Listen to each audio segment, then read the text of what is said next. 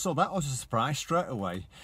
Now the thing about when you pass your driving test, you're going to be in these situations where you're going to be driving along, and it might happen in the first few weeks, it might happen a few months later. So you could be in a situation where you're going to have to possibly do an emergency stop, possibly slow down and give way to things.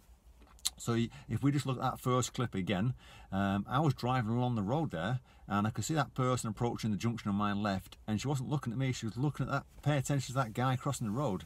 It's only when she pulled out that she realised I was there.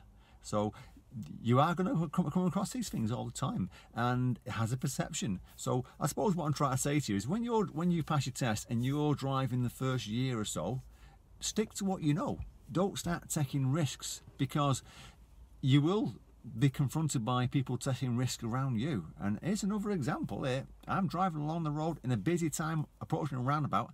I'm going to use the middle lane to enter that roundabout, because left goes left, middle goes ahead, and the right lane goes ahead also.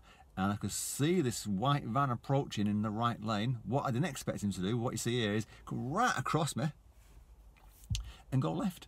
He could have slowed down and gone behind me and gone left. It would have been the much safer option, because what he'd done there was risk not just him having an accident, but me.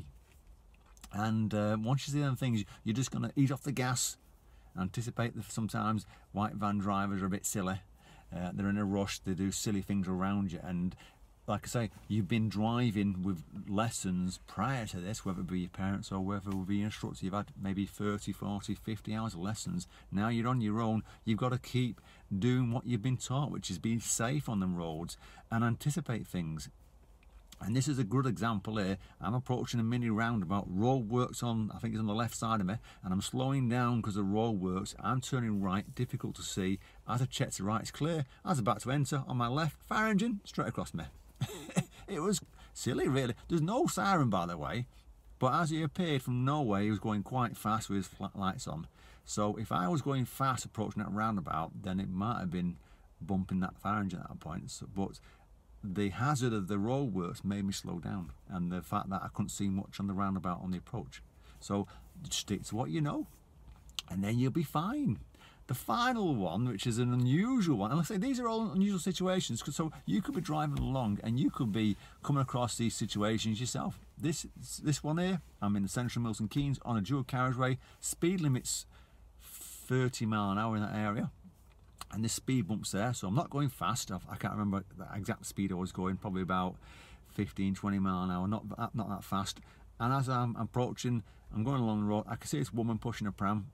So as she got closer, she's not paying attention. She grabbed the pram to stop pretty quickly, which is, you know, nothing unusual about that with some people. And the baby flew out of the pram onto the road in front of me. So at that point, I'm braking and stopping, like a bit of an emergency stop. But it wasn't really an emergency because I was only going slow.